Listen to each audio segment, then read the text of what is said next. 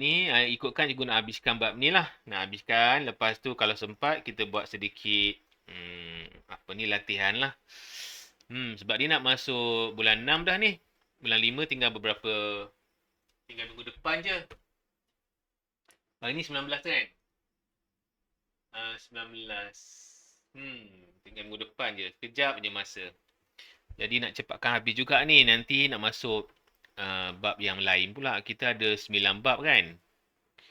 Banyak. Banyak bab kita nak habiskan ni. Okey. Tanpa melengahkan masa. Boleh aku teruskan guys So, kita sambung pada page yang ke-11. Okey, semua berada pada page yang sama kah? Okey. Dah, kita nak mulakan. Malam ini adalah cara pencegahan kehamilan. Okey, ini cara pencegahan kehamilan ni kita pecahkan kepada untuk lelaki dan untuk perempuan. Okey, yang pertama, okey, apakah nama benda ni? Siapa dah belajar kat sekolah? Ini namanya adalah kondom ya. Jadi penggunaan kondom.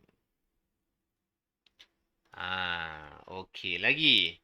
Seterusnya, kita ada vasectomy namanya. Pernah dengar tak vasectomy? Satu kondom, satu vasectomy. Pernah dengar? Tak pernah dengar je? Okey. Ini adalah okey, ini namanya adalah vasectomy. Namanya adalah okey. Tak pernah je. Kat sekolah dah belajar belum bab ni? Liana, kat sekolah dah belajar belum?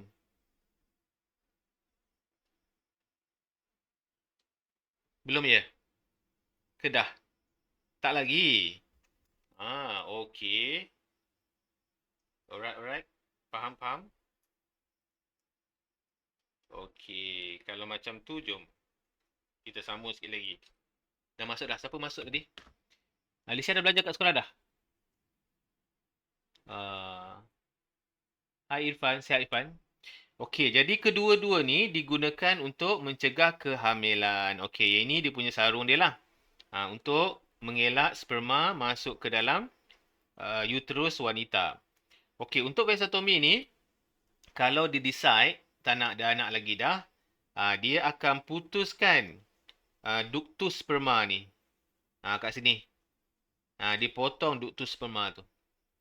Jadi kalau dipotong maksudnya dia tak boleh nak lahirkan, dia tak boleh nak memberi sperma lagi lah kepada wife dia. Jadi kalau dia buat keputusan macam ni maksudnya akan datang dia tak boleh lagi untuk dapatkan baby.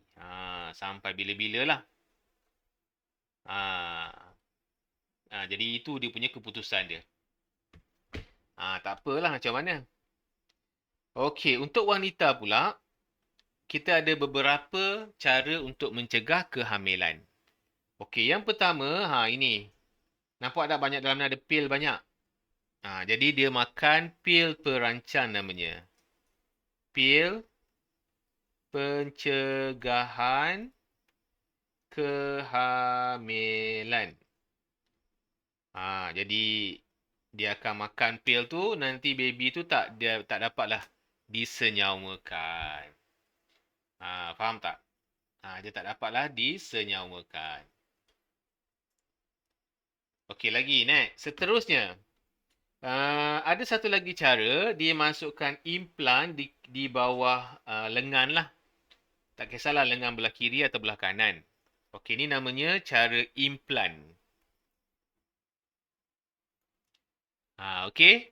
Jadi implan ni dia akan merembeskan hormon. Dalam ni dia akan rembeskan hormon. Rembeskan hormon. Supaya apa? Menghalang ovari daripada menghasilkan ovum. Dia akan halang ya. Halang ovari hasilkan ovum. Jadi tak bolehlah ovum dihasilkan. Kesian kat dia. Tapi memang mungkin anak dia ramai kot, dia pakailah implan. Biasanya implan ni boleh tahan sehingga 1 hingga 3 tahun. Jadi dia pakai sekali tu, implan tu tahan sampai 3 tahun. Kalau macam pil ni, dia kena makan setiap kali lah. Setiap kali. Okey, seterusnya, ini untuk wanita pula. Dia ada alat macam ni guys. Bentuk T. Nanti kalau selepas sperma dimasukkan, dia akan guna macam penyodok sampah ni, dia tarik semua keluar supaya nak buang semua sperma yang ada. Ini namanya adalah UCD namanya. Pernah dengar tak? IUCD. Nama dia. Namanya IUCD. Bentuknya macam T. Okey. Kalau lelaki, kita ada vitsotomi untuk potong dia punya ductus. Wanita pun ada juga. Wanita kita panggil dia sebagai ligasi. Okey, ligasi bentuk dia macam ni. Dia akan potong tiub fallopian. Bermaksud bahawa memang dia dah decide tak nak ada anak lagi. So, bila dah potong, sampai bila-bila dia tak dapat anak lah. Dia tak macam implan ni. Kalau implan, kalau dia nak anak, dia buanglah balik. Dia buang implan, nanti dia dapatlah baby balik. Faham tak? Agak-agaknya lah pada pendapat korang, kenapa ada setengah orang ni dia merancang penghamilan dia? Kenapa? Kenapa dia perlu merancang kehamilan? Cuba komen. Tak boleh ke kalau ada anak je banyak-banyak? Kenapa dia perlu merancang? Liana, cuba komen sikit. Alisha ke komen sikit, kenapa?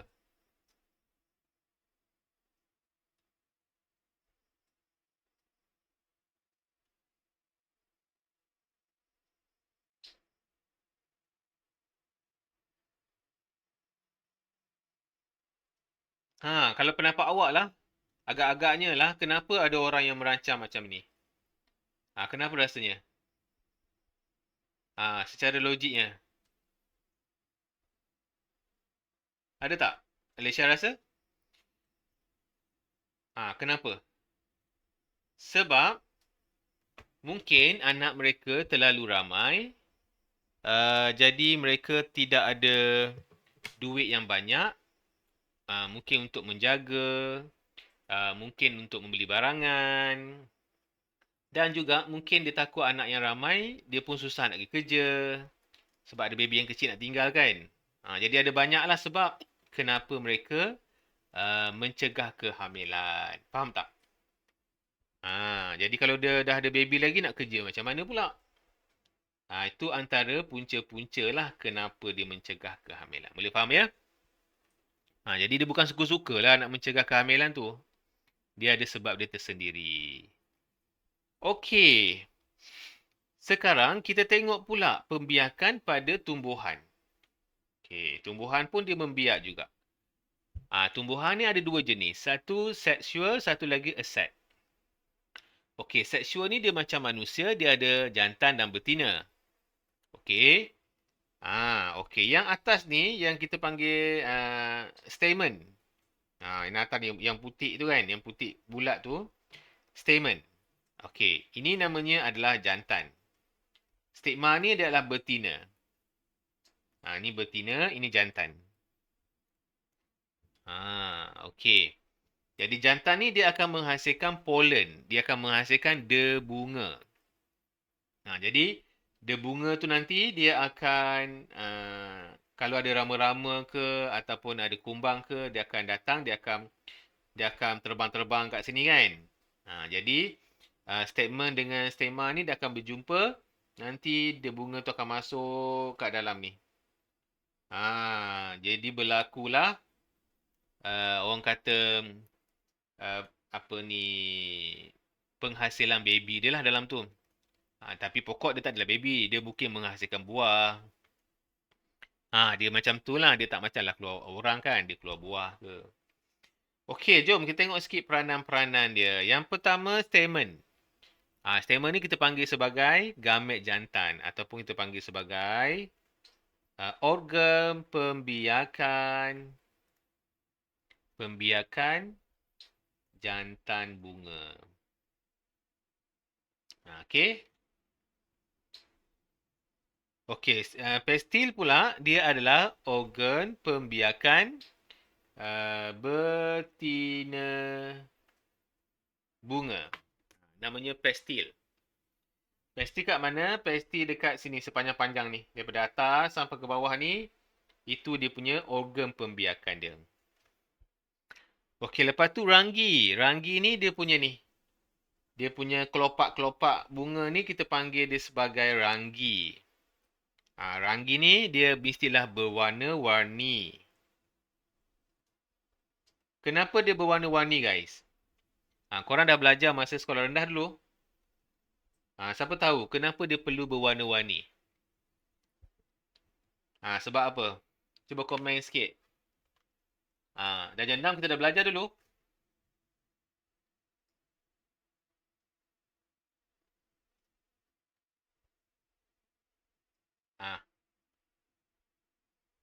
Alicia, cuba jawab, Alicia. Kenapa kelopak ni berwarna-warni? Apakah tujuannya? Boleh. Ifan? Kenapa Ifan? Kenapa bunga ni berwarna-warni? Cuba komen. Tak ada idea? Tak ingat dah masa sekolah rendah dulu ya? Kenapa dia warna-warni? Kenapa dia tak berwarna pudar? Sebab warna-warni ni dia nampak lebih menarik. Jadi tujuannya supaya dapat menarik perhatian. Perhatian siapa? Perhatian serangga ataupun kumbang-kumbang. Pernah belajar kan? Masa dah sekolah rendah dulu. Ingat tak sains sekolah rendah? Pernah belajar ni. Okey, seterusnya adalah sepal. Sepal ni mana? Sepal ni yang warna hijau kat bawah tu. Dia macam tangkai itu kan. Okey, biasanya dia warna hijau lah. Tujuannya apa? Melindungi bunga masa dia belum mekar. Tujuan dia biasanya melindungi bunga ketika ataupun pada peringkat kuduk. Maksudnya dia belum lagi mekar tu dia berbungkus kan. Jadi itulah sepal. Okey, sampai di sini boleh faham tak?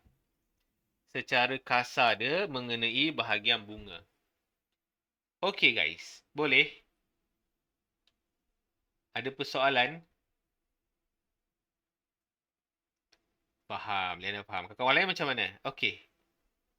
Nak tanya apa-apa? Tak ada ya, boleh faham kan? Senang je. Okey, seterusnya baru kita masuk pendebungaan. Okey, kalau manusia kita panggil dia sebagai persenyawaan. Tapi untuk tumbuhan ni kita tak panggil persenyawaan. Kita panggil pendebungan. Okey, terdapat dua jenis bunga. Yang pertama iaitu namanya bunga bisex. Yang kedua namanya bunga unisex. Okey, bila sebut bi, dia ada dua jenis yang berbeza. Kalau sebut uni, dia ada satu jenis yang berbeza. Dia ada satu jenis je. Okey. Contoh kat sini kan, satu pokok, dia ada dua jenis bunga yang berbeza. Contohnya macam bunga betik. Bunga betik kalau korang perasan, ada bunga yang besar sikit, ada bunga yang kecil sikit. Pokok yang sama. Pernah tengok? Kalau tak pernah tengok, nanti pergi kat rumah, belakang rumah ke, kalau ada betik tu boleh tengok. Sebelum dia buah, dia bunga tu kan, bunga dia berbeza.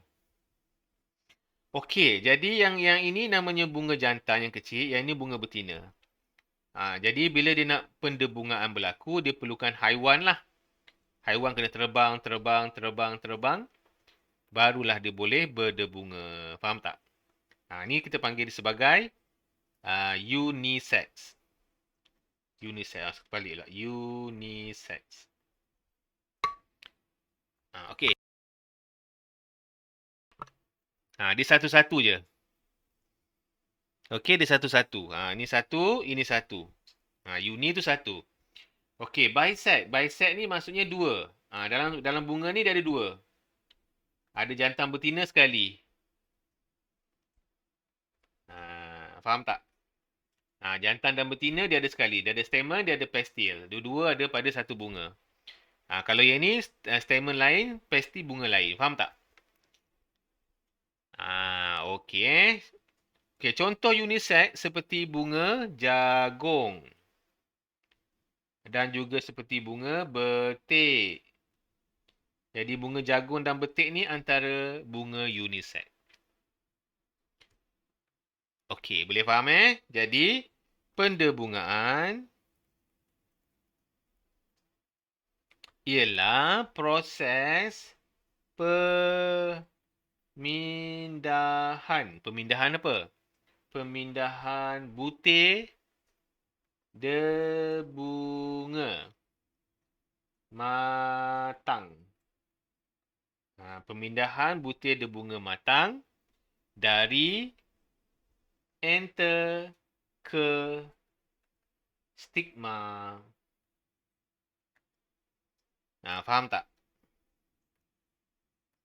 Dia macam tu.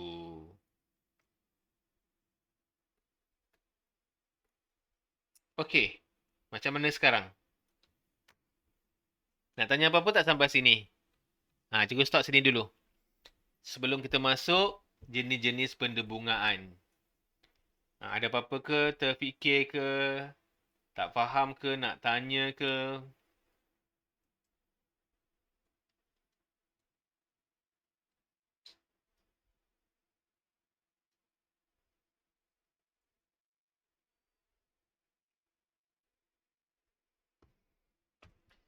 Okey, seterusnya. Teruskan lagi Okey, kat sini kita ada jenis-jenis pendebungaan. Okey. Pendebungaan ni kita ada dua jenis. Yang pertama namanya adalah pendebungaan sendiri. Dia tak perlukan orang kata apa ni? Kumbang, dia tak perlukan butterfly, dia tak payah. Dia perlu sendiri je. Okey. Yang kedua namanya pendebungaan kacuk.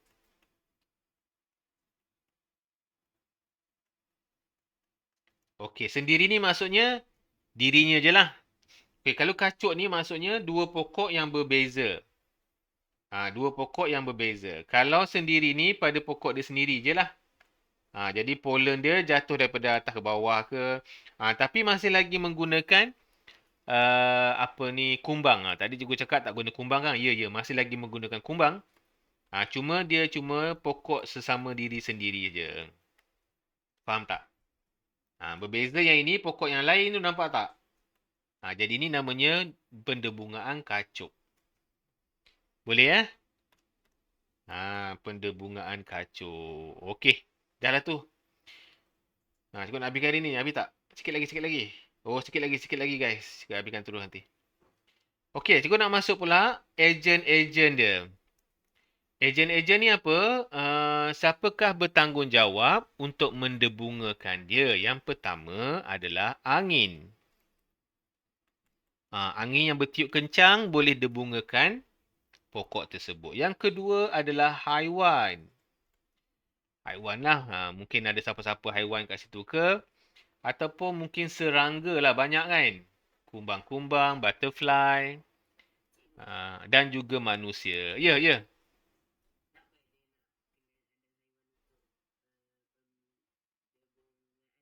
Macam mana cikgu tak clear? Pendebungaan. Oh, kenapa dia perlukan haiwan? Sebab nampak tak bunga ni jauh tau. Mana ni? Nampak tak? Bunga ni walaupun dia duduk dalam kelopak dia sendiri, Tetapi jantan nak masuk ke betina ni jauh. Faham tak? Nak jauh. Dia nak masuk dalam ni. Bila jauh, diperlukan kumbang lah untuk hinggap. Nanti kumbang tu akan sentuh-sentuh lah ni. Sentuh-sentuh, dia akan berjumpa-jumpa. Berlakulah pendebungaan. Faham tak? Ataupun nanti kumbang kalau macam jenis yang ini kan. Jenis yang ini. Kalau ada kumbang, nanti kumbang yang terbang tu. Okey, kumbang yang terbang ni, dia punya kaki-kaki dia. Kaki dia kan dah ada, orang kata apa ni, dah ada bunga. Dia akan bawa kat sana. Jadi kaki dia tu kena kat sini pula nanti. Faham tak? Macam tu lah faktor-faktor. Jadi bukan kumbang saja. Kita ada apa tadi? Kita ada angin, ada haiwan, ada serangga. Satu lagi ada manusia. Manusia kan kadang-kadang kita berlari-lari ke, kita sentuh-sentuh dia. Dia ada bunga lah. Itu tujuannya. Okey. Kita tengok yang haiwan dan serangga. Contohnya bunga burung ni. Nampak tak burung ni? Burung ni kita nampak dia mengambil madu, tapi sebenarnya dia akan menyentuh-nyentuh juga bunga-bunga lain. Berlakulah pendebungaan. Okey, jadi ciri-ciri bunga yang menarik perhatian serangga dan haiwan. Yang pertama, dia punya ranggi dia mestilah besar. Okey, dia punya ranggi dia mesti besar. Dan satu lagi mesti berwarna-warni. Barulah serangga boleh datang hinggap. Sebab nampak cantik. Okey, yang kedua, mesti ada madu. Okey, bunga yang ada madu, kita tak panggil madu. Kita panggil dia sebagai nektar. Jadi, mempunyai nektar. Jadi, sebelum jadi madu tu kan, dalam bunga tu kita tak panggil madu, kita panggil dia sebagai nektar. Ya? Madu yang belum siap. Dan satu lagi, bunga mesti berbau wangi ataupun berbau harum. Jadi haiwan pun sukalah datang. Okay, apa lagi ciri lain? Satu lagi ciri dia punya butir dia bunga dia. Butir dia bunganya mesti yang jenis kasar. Dan dia mudah melekat. Kasar dan melekit. Jadi mudahlah dia melekat kepada kaki-kaki kumbang tadi. Kaki kumbang ke, kalau dalam kes ni, dia mudah melekat kepada mulut-mulut burung tu. Macam tu. Okey, boleh salin dulu. Tengok macam mana. Salin dulu.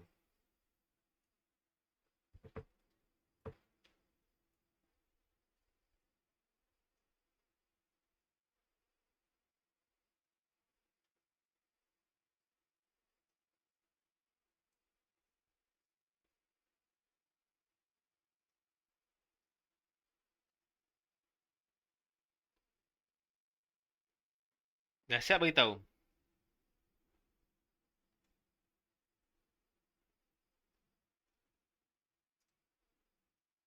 Dah.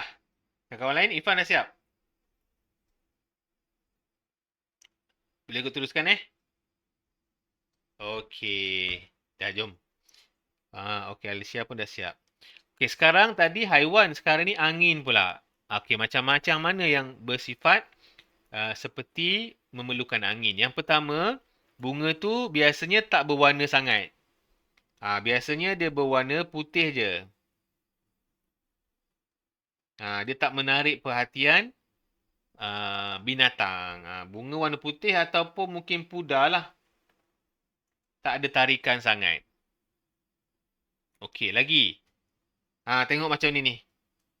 Dia mudah terbang, faham tak? Dia ringan. Okey, lagi. Dia punya stigma ni jantan yang panjang. Stigma dia panjang. Dan berbulu. Mudah nak terbang.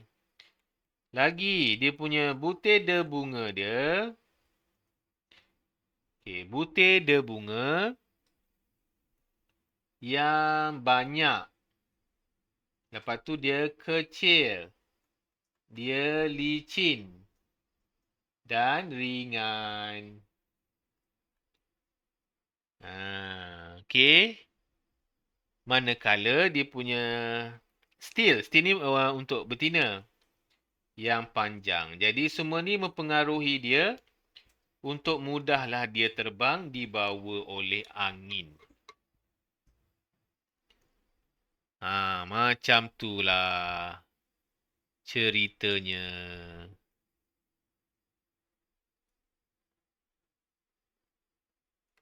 Dah, salin dulu. Sikit lagi nak habis.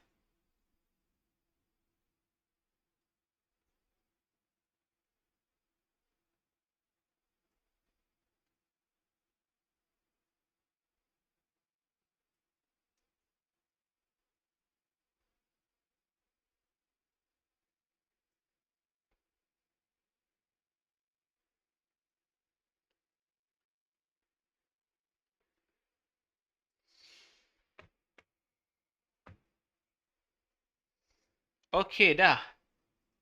Kalau dah, kita teruskan lagi. Okey, next. Seterusnya.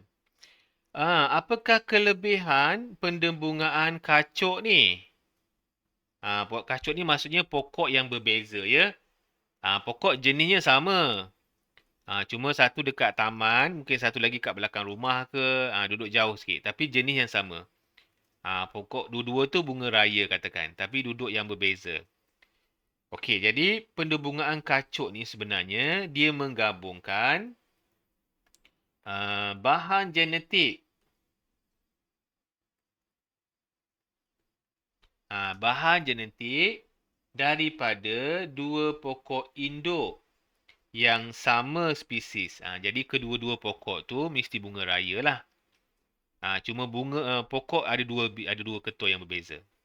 Jadi yang pertama, pokok tu anaknya nanti biasanya lebih sihat. Jadi pokok kacuk ni biasanya bila lahir nanti pokok lebih sihat. Sebab dapat kacukan kan. Okey, lepas tu yang kedua, dia punya tanaman mempunyai variati baharu. Macam kita makan durian lah. Sekarang ni macam-macam durian dia. Musang lah. Okay, dulu tak ada durian musang sebab kita ada bahan kacuk. Kita kacukkan dia. Kita ambil yang bagus saja, dapatlah durian yang bagus. Okey, lagi. Kita akan dapat biji benih yang berkualiti.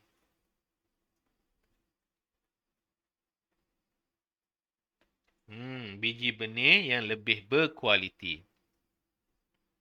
Dan pokok baharu ni,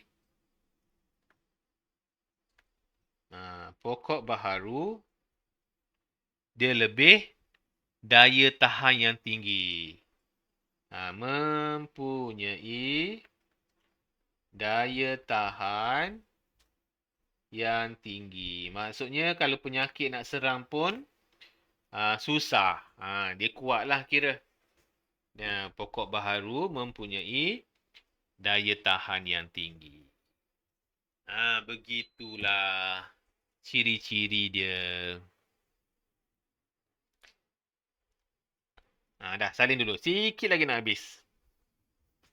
Kita nak buat latihan lah pula.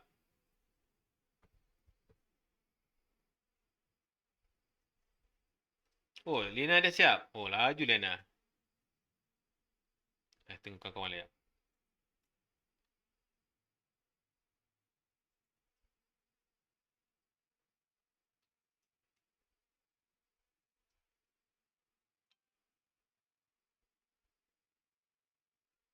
Irfan dah siap, Irfan? Dah siap juga? Dah, kita teruskan Dah siap? Okey, aku teruskan pula. Okey, seterusnya. Proses persenyawaan dalam pokok bunga. Okey. Jadi dia macam ni ya. Nanti kita punya pokok bunga tadi kan kita ada jantan dan betina. Jadi dia bunga ni jantan ya. Dia bunga ni daripada jantan. Dia akan jatuh. Nampak tak? Dia akan jatuh, dia akan buat tiup. Dia akan buat tiup dia bunga. Sehinggalah tiup tu sampai ke oval. Ovari yang besar ni. Ovari yang besar. Dalam ovari ada oval. Oval yang kecil. Dalam oval tu nanti tercantumlah gamet jantan dengan oval.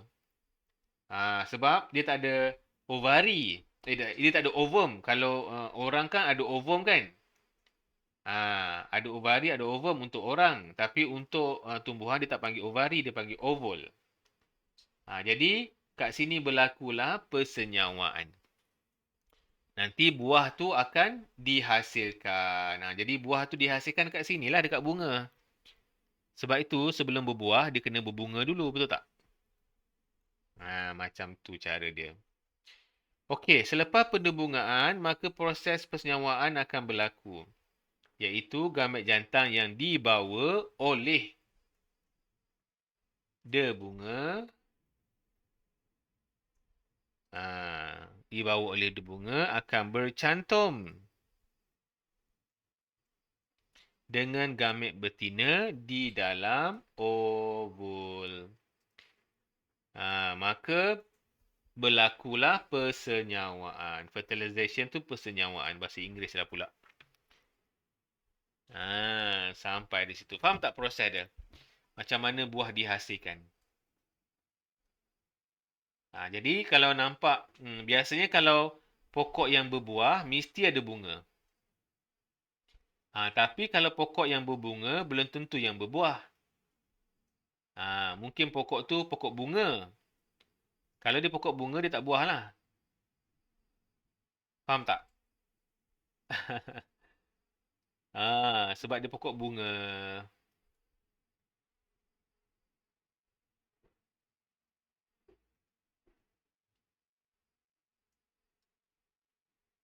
Dah ya? Dah. Dah faham kan? Senang je kan? InsyaAllah senang je. Okey, next. Seterusnya. Okey, kemudian struktur biji benih dan fungsinya. Okey. Dalam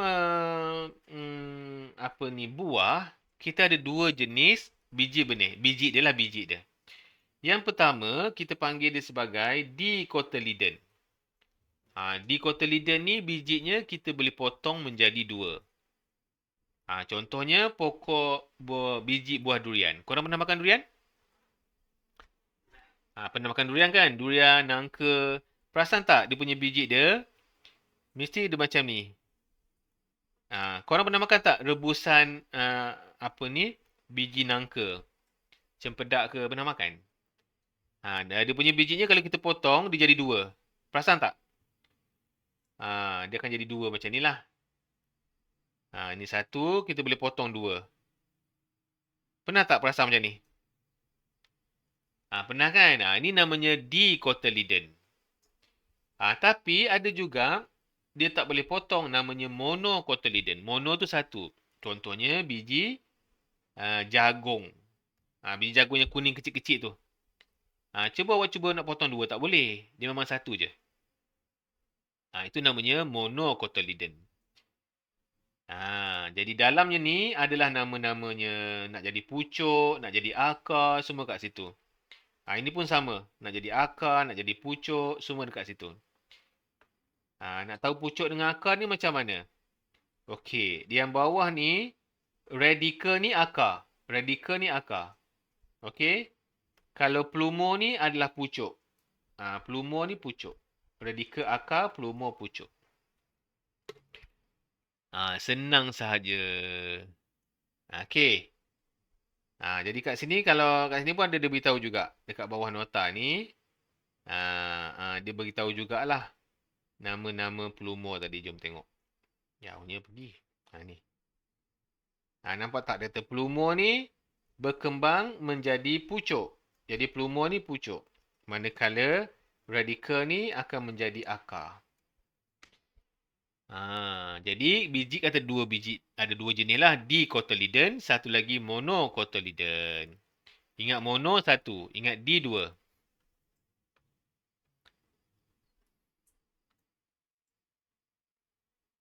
Macam tu. Okey, nak tanya apa tak sampai sini?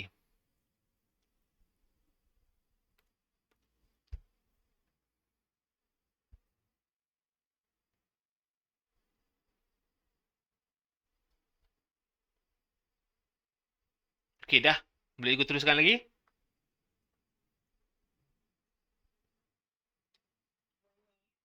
Okey. Okey. Bila kita tanam pokok, kita ada dua jenis biji dia. Yang pertama ni, nampak tak? Dia punya bijinya, dia keluar sekali. Bijinya keluar sekali ke atas. Yang bawah ni, bijinya tinggal kat dalam. Perasan tak? Okey, kalau jenis yang keluar ni, namanya adalah apigal. Apigal ni, dia tumbuhkan biji dekat atas. Kalau di bijinya tak keluar, namanya hypigeal. Satu E, satu high. Apigeal, sini hypigeal. Dekat-dekat namanya kan? Jadi ingat high, ingat high, ingat high. High ni macam sembunyi. Dia sembunyi bawah tanah. Ingat api, ingat apial. Apial ni muncul. So cara nak ingat lah apial dengan high. Tapi ingat satu pun dah okey dah. Ingat high ni, ingat dia sembunyi.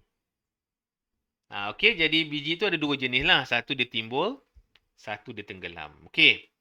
Syarat-syarat dia nak bercambah, nak jadi anak yang bagus, dia perlu ada air, perlu ada udara, suhu yang sesuai. Alhamdulillah, dah habis dah kita bab ni. Lega je aku rasa. Tinggal lagi, berapa bab lagi? Tinggal lagi 5 bab. Bab 4 dah habis, bab 5, bab 6, bab 7, bab 8, bab 9. 5 bab lagi. Harap-harap sempatlah sebelum bulan 8. Dah habis nanti bolehlah buat banyak sikit latihan. Okey, dah kita akan buat ulang kaji. Apa ni? Latihan pengukuhan. Inilah yang cikgu bagi tu semalam. Sempat print tak? Kita mungkinlah tak sempat nak bincang semua, tapi kita buatlah sikit dulu. Boleh?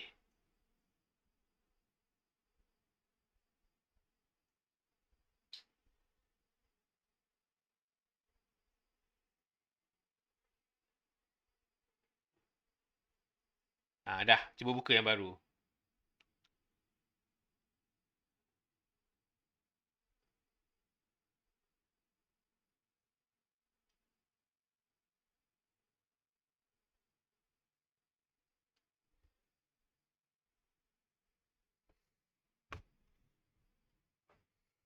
Dah. Kalau dah, cikgu teruskan ya. Okey dah. Okey, kalau macam tu jom kita tengok nombor pertama. Okey, mulakan nombor pertama. Cuba tengok.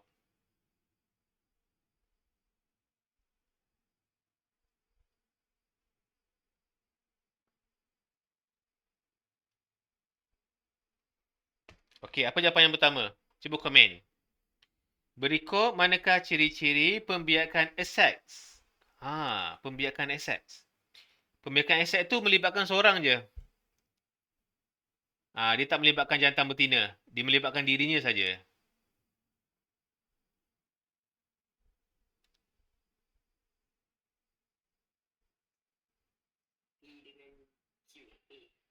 Okey, kawan-kawan lain macam mana?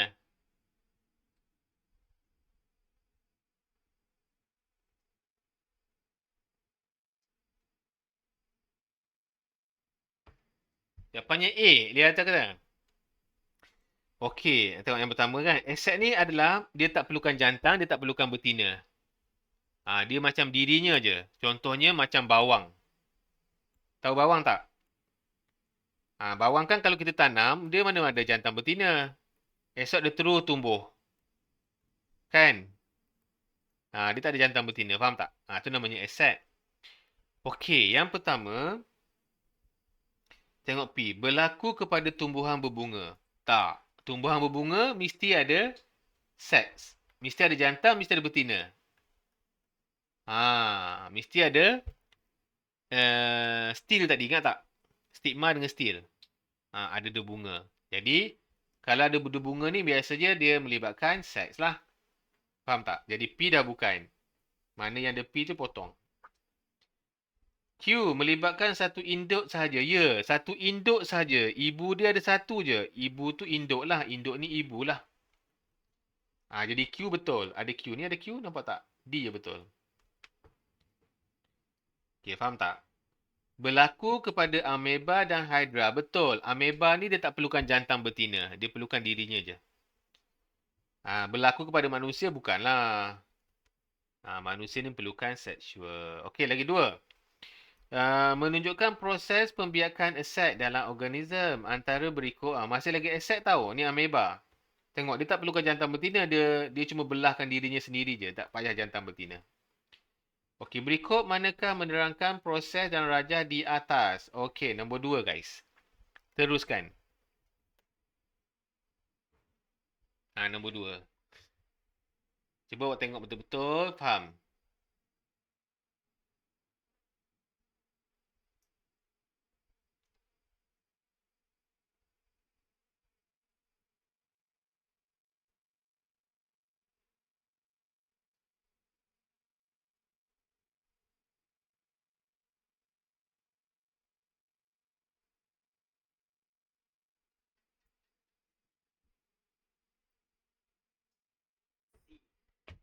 C? Ya ke? Okey, jom tengok C. C. Okey, betul. Kawan-kawan lain? Setuju C Nukleus asal daripada induk terbahagi kepada dua. Terbahagi kepada dua. Okeylah. Bolehlah.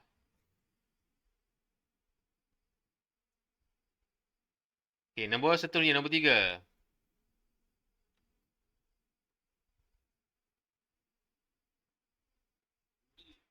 Kawan-kawan lain macam mana?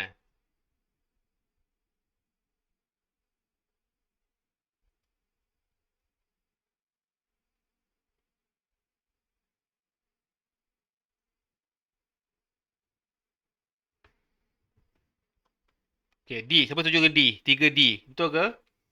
Menunjukkan sistem pembiakan perempuan. Okey. Besarkan sikit. Apakah fungsi P? P tu adalah uterus kan? Rahim. Fungsi dia apa? Menghasilkan gamet betina? Bukan. Menghasilkan gamet betina ni ovari. Ovari menghasilkan ovum, gamet betina. Bukan, bukan, bukan.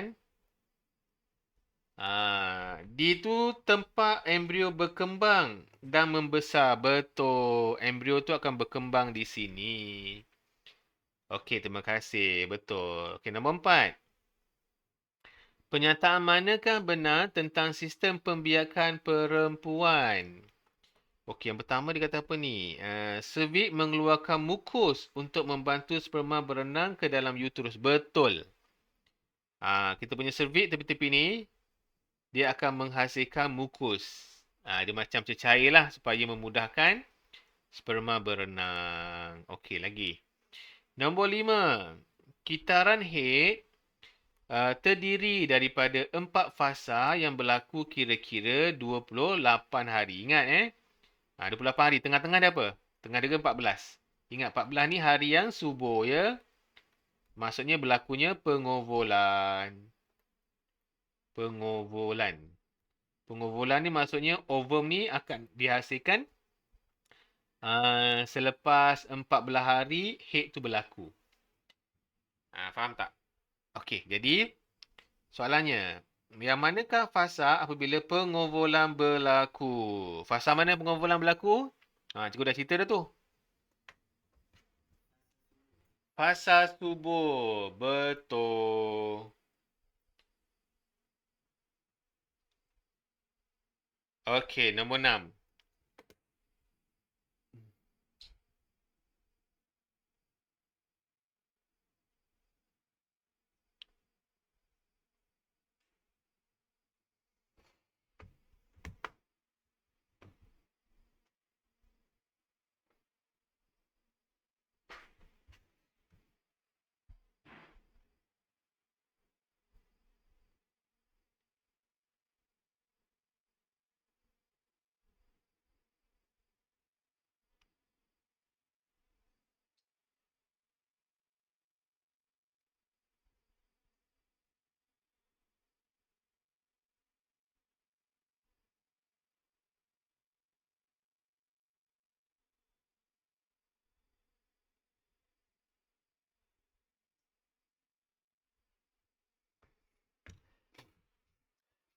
Nombor 6.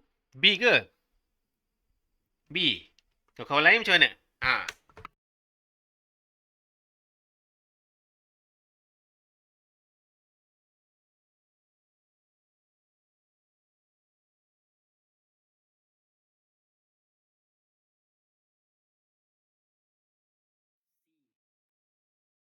Okey, kata ada B, ada yang kata C. Mana satu ni? Ha, nombor 6. Tengok. Lia kata apa tu? Hmm. Lina kata B. B tu apa? Menghubungkan fetus dengan plasenta. Oh, ni bendala X. Bendala X bukan menghubungkan plasenta dengan fetus. Bukan, bukan. Oh, jawapan kat atas lagi ya. Oh, sebenarnya dia bertindak sebagai cushion C. Jadi kalau dia tersondor-tersondor ke, dia macam lega lah. Dia macam cushion. Jadi C lah jawapannya. 7. Proses manakah berlaku selepas zigot membahagi dan menjadi embrio? Proses mana berlaku? Selepas zigot menjadi embrio. Lepas tu jadi apa? Baca betul-betul.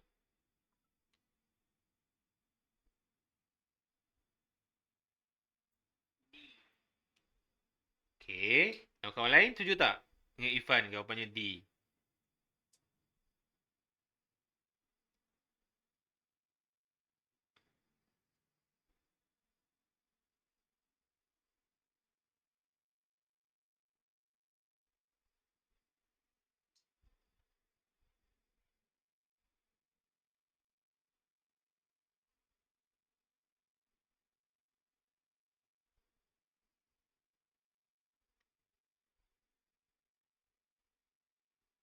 Jawapannya apa, Lina? Tak ada?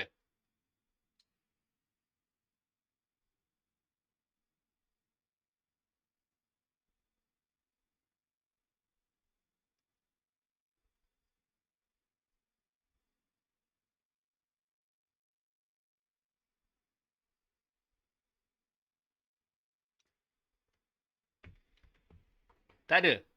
Okey, jom tengok. Ifan kata D tadi kan? Ifan kan? D tu apa? Selepas embrio, selepas zygote menjadi embrio, dia duduk kat mana? Dia akan menempel pada rahim. Ni nampak tak? Dia menempel pada rahim ni. Jadi mula-mula kan proses dia, kita padam sekejap ya supaya faham. Okey, mula-mula lepas 14 hari daripada head tu berlaku, dia akan menghasilkan ovum. Jadi ovum ni akan bergerak sampai ke tube fallopian. Jadi ovum tunggu kat situ. Nanti bila sperma tu datang, dia akan berlakunya persenyawaan. Jadi persenyawaan berlaku, dia akan menghasilkan mula-mula zigot. Bila dia berjalan sampai kat sini, dia dah bertukar menjadi embrio. Maksudnya embrio dah besarlah sikit. Jadi embrio tu mulalah menempel. Bila menempel nanti embrio jadi apa? Menjadi fetus. Fetus. Fetus barulah jadi bayi. Faham tak? Jadi dia jadi embrio. Embrio tu menempel. Faham ya? Okey, jadi jawapan tadi mana? Okey, jadi jawapan dia adalah embrio menempel pada dinding uterus. Ifan tu betul lah. Tahniah Ifan. Okey, lagi nombor 8. Raja Empat menunjukkan gaya hidup tidak sihat. Tengok dia isap rokok ni. Dia dah hamil, dia isap rokok lagi. Jadi, apakah risiko yang dihadapi oleh perempuan ini? Pilih 1, 2, 3, 4. Mana satu awak rasa? 1, 2, 3, 4. Manakah risiko dia?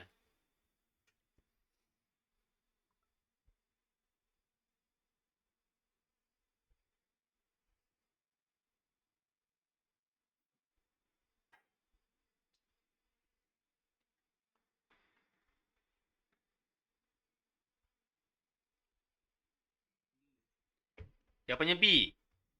B tu apa? 1 dan 2 tengok. 1, 1. Keguguran. Betul. Hepatitis tak adalah. Ini penyakit hepatitis B ni biasa daripada Bangladesh ya banyak ya. Bangla banyak ni. Jangkitan virus tak. Kelahiran pramatang. Apa maksud kelahiran pramatang ni Ifan? Apa maksudnya? Pramatang tu maksudnya baby tu lahir dia tak cukup matang lagi. Dia separuh matang. Maksudnya mungkin kalau ikutkan dia keluar 9 bulan tetapi dia keluar awal. 8 bulan dah keluar. Sebulan tak cukup. Faham tak Ifan? Jadi kalau dia keluar awal kita panggil sebagai pramatang. Dia tak cukup matang lagi lah. Kalau kita makan buah tu putih lagi tak masak.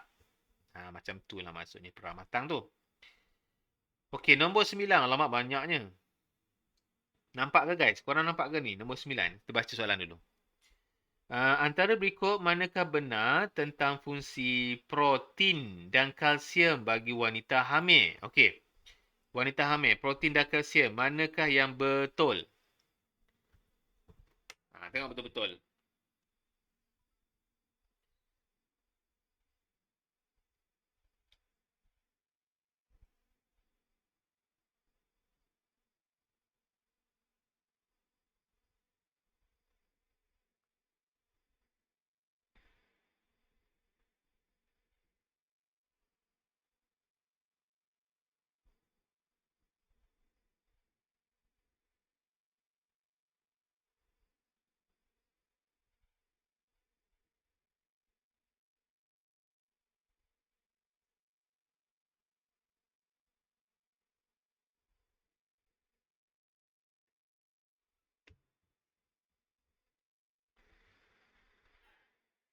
Okey, apa jawapannya?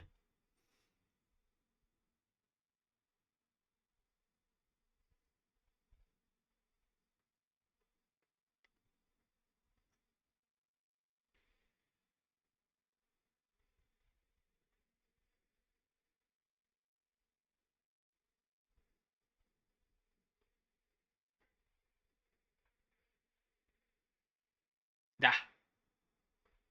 Tak ada idea?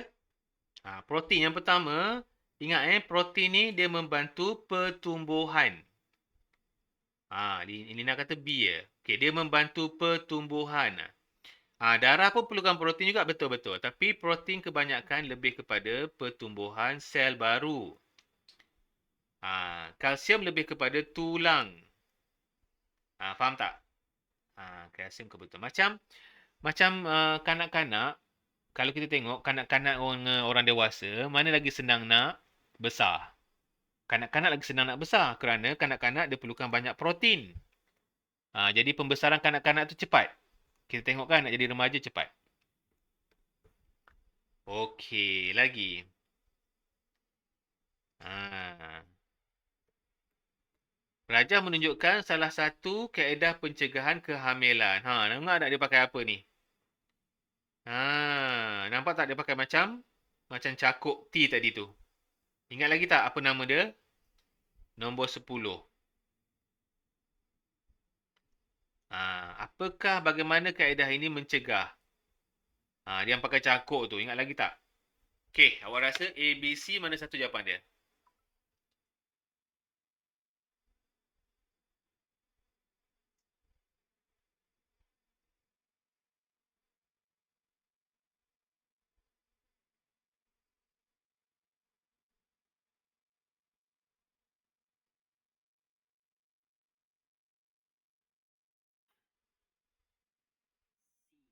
Jawapannya C.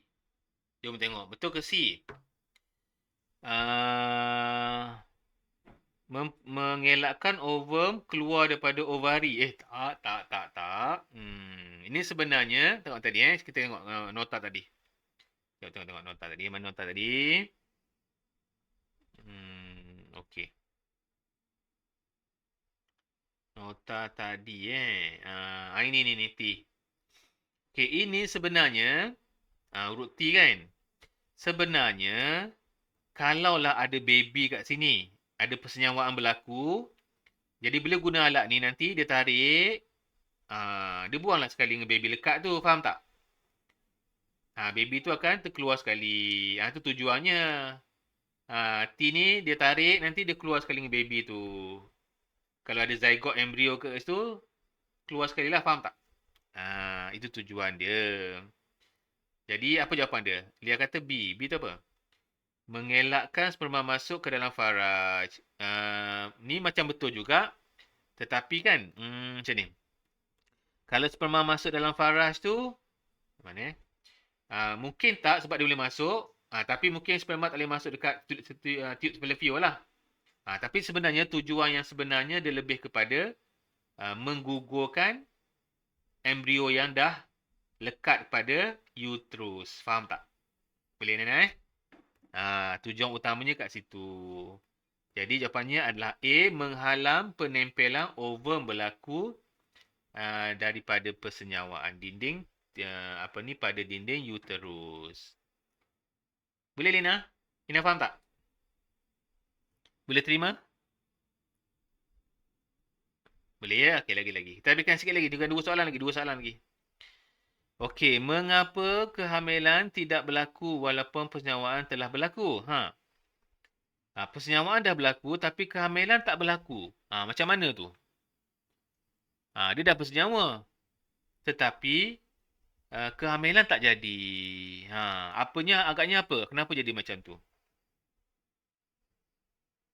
Maksudnya kan ovum dengan sperma ni dah jumpa. Kan? Ovum dengan sperma ni dah jumpa. Dah kira berlakulah persenyawaan. Tetapi penghamilan tak berlaku. Dia tak hamil. Kenapa rasanya?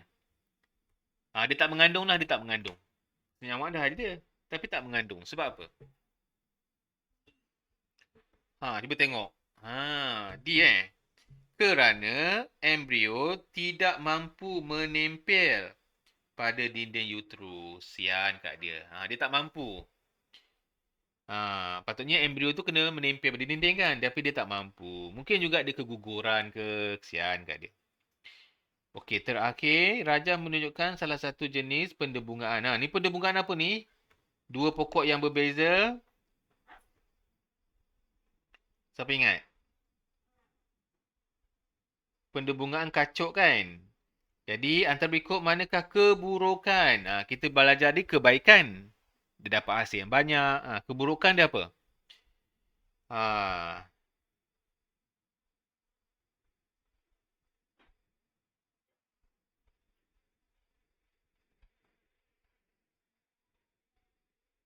Awak rasa mana keburukan dia? Keburukan dia C tau. Rintangan yang rendah terhadap serangan perosak. Sebab apa? Sebab dia kacuk sesama jenis. Ni kacuk juga. Tapi namanya pendebungaan kacuk sama jenis. Tapi kalau dia nak kuat, dia kena kacuk jenis-jenis yang lain. Maksudnya mungkin bunga raya merah kacuk dengan bunga raya kuning. Dua spesies yang sama tapi bunga yang berbeza tu menghasilkan bunga yang lagi kuat.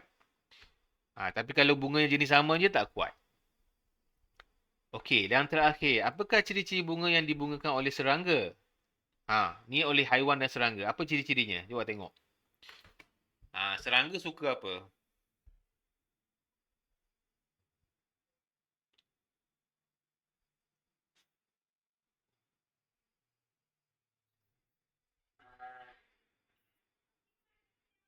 Manakah serangga yang suka buat? D. Cuba tengok D. D tu adalah apa ni? Berbau harum betul. Bunga melekit kakinya. Betul. Melekit pada kakinya. Ya, tepat sekali. Okey, cukuplah untuk hari ni guys. InsyaAllah ada masa kita akan jumpa lagi. Lain kali. Minggu depan lah jumpa lagi ya. Tahniah. So, bahan ni kita masih gunakan lagi. Tapi dalam masa yang sama, cikgu mungkin juga bagi bahan yang barulah standby ya. Standby. Tapi cikgu rasa ni macam sempat ni nak bincang minggu depan ni. Mungkin minggu depan cikgu tak bagi bahan baru lagi kot. Macam banyak lagi ni. Ya guys apa-apa pun juga update dalam group nantilah. So okey, terima kasih semua. Nanti jangan lupa buat homework kalau ada homework. InsyaAllah jumpa lagi akan datang. Bye semua. Okey Lena, terima kasih. Ya, Ifan nak tanya apa? Oh, kenapa Ifan mana? Oh, iyalah. Okey, exam. All the best, Pan. Okay, bye. Alright. Sama-sama semua. Okay, bye.